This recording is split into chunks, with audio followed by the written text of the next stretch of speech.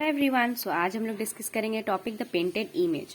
पहले मैंने already topics discuss किया है। अगर आपको उसका लिंक चाहिए तो आपको डिस्क्रिप्शन में मिल जाएगा। प्लीज वो वीडियोस भी देख लें क्योंकि आपको इसके पहले का आइडिया मिलते चला जाएगा। अब आते हैं द पेंटेड इमेज। ये पेंटेड इमेज था क्या? तो पेंटेड मतलब होता है आप किसी भी इमेज को पेंट कर रहे हो टेक्स्ट के मतलब टेक्स्ट से इलस्ट्रेट करके। तो आप इसको कैसे करोगे? तो ये विजुअल फॉर्म होता था। विजुअल फॉर्म मतलब जिसको देख के आप रिकॉग्नाइज कर लो, तो वो होता है विजुअल फॉर्म। अब आते हैं कि ये करता कौन था। तो स्क्राइब्स जब भी लिखते थे, जैसे आपने प्रोडक्शन ऑफ क्रॉनिकल्स जब पढ़ा था, उसका एक सब टॉपिक था मेकिंग ऑफ द मैन्यूस्क्रिप्ट। आपने क्या देखा था कि स्क्राइब्स जो होते थे वो लिखते थे या कैलीग्राफर्स लिखते थे और स्पेस छोड़ देते थे कि जो पेंटर्स होंगे वो पेंटिंग करेंगे।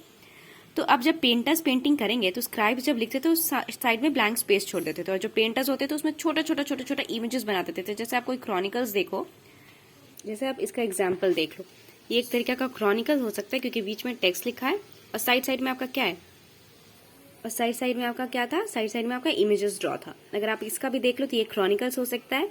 ये भी एक अलग लैंग्वेज में लिखा हुआ है, लाइक पर्शियन या फिर उर्दू हो सकता है।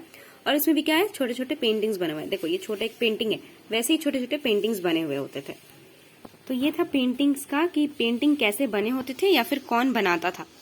अब आ जाता है कि पेंटिंग क्यों जरूरी था, कैसे इजी वे होता था किसी चीज को रिकॉग्नाइज करना या किसी चीज को आइडेंटिफाई करना।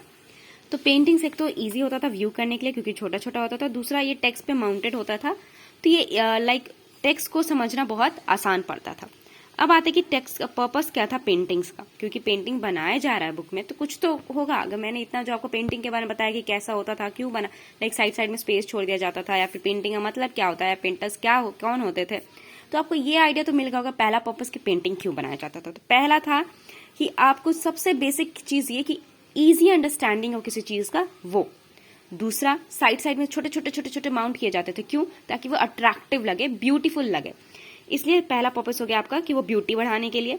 दूसरा हो गया कि कम्युनिकेशन का पावर बढ़े। कम्युनिकेशन का पावर इनहांस करने का मतलब होता है कि आप क्या कहना चाह रहे हो, वो टेक्स्ट में क्या लिखा है, बुक में क्या लिखा है, आप अगर आप पेंटिंग के थ्रू विजुअलाइज करो तो बहुत इजीली दिखता है। जैसे कि आपके ही चैप्टर में दिया है कि जस्टिस का सिंबल जब आप आइडियल किंगडम पढ़ोगे तो उसमें होगा कि क्लैम्ब और लायन साथ में बैठे हुए हैं, ऐसे ये दिखाया जाता था। जनरली इसको ऐसा डिपिक्ट किया जाता था कि ये थ्रोन जो होता है एम्परर का, उसके जस्ट नीचे इसको रखा जाता था सिंबलाइज करके। क्यों? क्योंकि ये सिग्निफाई करता था कि वो जो एम्परर होता है उसके लिए जस्टिस बहुत इंपॉर्टेंट होता है और वो जस्टिस देता ही देता है, ये सिग्निफाई करने के लिए। तो आप एक जो आइडिया है, आपको क्लियर आइडिया अपने पेंटिंग के थ्रू दिखा पाते हो, कम्युनिकेट करवा पाते हो। तीसरा, पहला आप लिखोगे कि आपके एनसीईआरटी में सिर्फ 2 पॉइंट दिया, लेकिन आप उसको 3 पॉइंट में डिवाइड करोगे। पहला ब्यूटी के लिए, दूसरा कम्युनिकेशन के लिए, तीसरा क्लियर विजन के लिए। तो ये आपका होगा 3 पर्पस ऑफ पेंटिंग। अब अबू फजल ने इसे मैजिकल आर्ट कहा था। क्यों मैजिकल आर्ट कहा था? ये 3 पर्पस के बाद आपको इजीली समझ में आया होगा। और चौथा, इन्होंने कहा था कि ये ऐसा चीज है, ऐसा एक टैलेंट है जिसमें आप इनएनिमेट ऑब्जेक्ट्स को भी ऐसे दिखाते हो जैसे उसमें लाइफ है, उसमें लाइक वो एनिमेट ऑब्जेक्ट्स हैं। तो आप आपका अगर ये आता है, आप पेंटेड इमेज के बारे में बताओ मुगल एम्पायर के, तो पहले आप लिखोगे कि पेंटर्स होते थे जो पेंट करते थे, स्क्राइब्स जगह छोड़ देते थे साइड में उनके पेंटिंग के लिए। फिर आप लिखोगे कि विजुअल फॉर्म होता है पेंटिंग्स। उसके बाद आप लिखोगे पर्पस क्या होता था पेंटिंग का, आप उसमें 3 पॉइंट डालोगे। अबू फजल का क्या व्यू था पेंटिंग में, आप उसमें 2 पॉइंट डालोगे। मैजिकल आर्ट और inanimate objects to give life to inanimate objects. तो ये आपका 5 मार्क्स में हो जाएगा। और अगर आपको और आंसर्स को आपके अपग्रेड करना है तो आप साइड में एक रफ इमेज बना के दिखा सकते हो, जैसे मैंने यहाँ पे बनाया। तो आप यहाँ पे लिखोगे ऊपर में मैन्यूस्क्रिप्ट, यहाँ पे लिखोगे स्क्राइब्स या फिर कैलीग्राफर्स का वर्क, यहाँ पे राइटिंग्स, और यहाँ पे लिखोगे आप इमेजेस के लिए छोटे आप ऐसे सर्कल कर दोगे कि यहाँ पे इमेजेस है। तो ये आप दिखा दोगे कि मैन्यूस्क्रिप्ट कैसा होता था। तो इससे आपका एक पेंटिंग इमेजेस का या फिर पेंटेड इमेजेस का क्लियर क्वेश्चन आता है तो आपको पूरे के पूरे मार्क्स मिल जाएंगे। फिर आता है कि ये सोर्स ऑफ टेंशन बन गया था किसके बीच में, उलेमास के बीच में, और जो ये फेवर करते हैं कि पेंटिंग्स बनना चाहिए। क्यों सोर्स ऑफ टेंशन बना था? क्योंकि उलेमास ने कहा किस सोर्स का एग्जाम्पल लिया था उन्होंने, कुरान का और हदीस का। हदीस क्या होता है कि प्रॉफेट मोहम्मद जो भी कहे थे या जो किए थे अपने लाइफ टाइम में, उसको कहते हैं हदीस। तो उलेमाज ने क्या किया, कुरान और हदीस का एग्जाम्पल लिया और कहा कि उसमें प्रॉफिट मोहम्मद मतलब ऐसा डिपिक्ट किया हुआ है कि प्रॉफिट मोहम्मद साफ मना करे कि पेंट इमेज नहीं करना है, या फिर इमेज को तुम विजुअलाइज नहीं कर सकते हो, टेक्स्ट का टेक्स्ट से इमेज को विजुअलाइज नहीं किया जा सकता, क्योंकि इससे ये होगा कि जो गॉड का पावर है वो ह्यूमन बींग भी अडॉप्ट कर रहा है, यानी कि इनएनिमेट ऑब्जेक्ट्स को लाइफ दे रहा है और उनको मोबाइल बना रहा है, या फिर उनको ह्यूमन बींग्स में ट्रांसफॉर्म कर रहा है, या फिर उनको चेंज कर रहा है। तो इस वजह से उन्होंने ये डिपिक्ट किया कि ऐसा कुरान और हदीस में लिखा है तो आप कैसे ड्रॉ कर सकते हो। लेकिन क्योंकि मुस्लिम रूलर्स ऑलरेडी ये पेंटिंग को बहुत सिग्निफाई करते थे और बहुत प्रोस्पेरिटी के लिए इनका बहुत जरूरी था, जैसे आपने बेहजाद का एग्जाम्पल देखा था कि बेहजाद में क्या होता, बेहजाद क्या था, एक सफाविद किंग का पेंटर था और उस सफाविद रूलर का जो भी प्रोस्पेरिटी था वो बेहजाद ने बहुत आगे जाके इसको फैलाया था।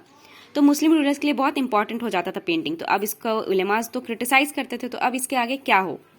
तो वैसे ही मुस्लिम रूलर्स में और भी थे, जैसे आप हुमायूं का एग्जाम्पल देखोगे तो हुमायूं क्या किया था कि जब वो ईरान से वापस आ रहा था 1530 में चला गया था, 1530 में उसका रूल शुरू हुआ था, 39 में चौसा हुआ था, चौसा में शेरशाह सूर ने उसे यहाँ पे एग्जाइल में भेज दिया था, एग्जाइल में वो ईरान गया था, वापस उसने कब आया था, वो वापस 55 में आया था, 55 से 56 रूल किया और फिर मर गया वो, क्योंकि वो लाइब्रेरी से गिर गया था, लाइब्रेरी में स्टेप्स जो कवर कर रहा था, स्टेयर्स जो था उससे वो गिर गया था, जिससे उसका मौत हो गया था।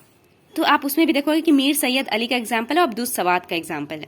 तो ये सब क्या था, तो ये सब एक रिकग्निशन था। और आपने देखा भी था कि अकबर के कोर्ट में इंटेलेक्चुअल जो वर्क होते थे उसका बहुत प्रेस्टीज या पावर होता था। तो आपने जब देखा था कि पर्शियन लैंग्वेज कैसे इन्फ्लुएंस हुआ था, उसमें आपने देखा था कि एक पॉइंट कि अकबर का जो इंटेलेक्चुअल कॉन्टैक्ट था उससे भी इन्फ्लुएंस हुआ था पर्शियन लैंग्वेज बनने में। तो जैसे उलेमाज ने क्या साइट किया था, उलेमाज ने साइट किया था प्रॉफिट मोहम्मद को कि वो फॉरबिडन कर रहे हैं कि आप नहीं डिपिक्ट कर सकते हो ह्यूमन बींग्स को, विजुअलाइज नहीं कर सकते हो पेंटिंग्स के फॉर्म में, क्योंकि ये गॉड का पावर का सिंबलाइज करोगे आप लोग, तो ये लीगल नहीं है। इसी के अगेंस्ट में अबू फजल ने एक पेंटिंग रिवील किया, जिसमें उन्होंने एम्परर को बताया कि एम्परर कहते हैं कि बहुत ऐसे लोग हैं जिनको पेंटिंग पसंद नहीं है और हम उन लोगों को नफरत करते हैं, हम उन लोगों को पसंद नहीं करते हैं जिनको पेंटिंग पसंद नहीं है। तो एक कॉन्ट्रास्ट था। तो एक क्वेश्चन आ सकता है कि आप बताओ कि डिफरेंट व्यूज क्या थे पेंटिंग्स को लेके मुगल एम्पायर में। तो आप दो चीज में डिवाइड करोगे, उलेमास को और दूसरा डालोगे जो फेवर में थे। उलेमास का क्या व्यू था, फेवर में कौन कौन थे, अबू फजल का क्या व्यू था वो डालोगे, क्यों थे ये भी डालोगे। तो ये था टॉपिक हमारा द पेंटेड इमेज, जिसमें मैंने आपको क्लियर बता दिया ये पेंटिंग्स का सारा चीज। तो आप एक बार इसको मेमोराइज कर लो ना, या फिर मैं सम अप कर देती हूँ कि पेंटिंग में पेंटेड इमेजेस क्या होता था, इमेज का मतलब क्या होता है, फिर हमने पढ़ा कि ये पर्पस क्या होता था इमेज का, फिर हमने पढ़ा कि ये कंट्रास्ट या फिर टेंशन का सोर्स क्यों था, किसके किसके बीच में था, क्यों था, क्या उन्होंने एग्जाम्पल्स दिए या फिर क्या उन्होंने रीजंस दिए। खत्म है। नेक्स्ट वीडियो में जो हम लोग डिस्कस करेंगे वो करेंगे अकबरनामा एंड बादशाहनामा, क्योंकि हम लोग अभी क्रॉनिकल्स के बारे में पढ़ रहे हैं, प्रोडक्शन ऑफ क्रॉनिकल्स, जिसमें हमने पहले ये पढ़ा कि टर्किश लैंग्वेज क्या था, मेन लैंग्वेज पहले पढ़ा हमने, फिर हमने पढ़ा कि वो प्रोडक्शन किया कैसे जाता था, फिर हमने पढ़ा कि ये जब टेक्स्ट, क्योंकि हमने जब मैन्यूस्क्रिप्ट पढ़ रहे हैं तो उसमें हमने लिखने वाला तो कर लिया, लैंग्वेज हमने कर लिया, अब हमें पेंटेड इमेज के बारे में आना था, क्योंकि दो ही चीज बहुत इंपॉर्टेंट होती थी, एक लिखने का स्क्राइब्स का काम और एक पेंटिंग का काम। तो स्क्राइब्स का हमने लैंग्वेज तो देख लिया, लिखने वाला काम और कौन सा अकबर का फेवरेट था वो सब भी देख लिया। लेकिन अब आते हैं हम लोग कि पेंटेड इमेज भी हमने देख लिया, कवर कर लिया। अब हम लोग आएंगे एग्जाम्पल, भी तो देखना जरूरी होता है किसी चीज का। तो अब हम लोग एग्जाम्पल देखेंगे अकबरनामा और बादशाहनामा का, वो हम लोग नेक्स्ट वीडियो में डिस्कस करेंगे। अगर आपको ये वीडियो अच्छा लगा हो या फिर आपका कुछ भी सजेशन हो तो प्लीज मुझे कमेंट बॉक्स में सजेस्ट कीजिए, और अगर आपको ये अच्छा लगा हो तो please like share and subscribe कीजिए और अपने फ्रेंड्स के साथ भी इसको शेयर करें। Thank you.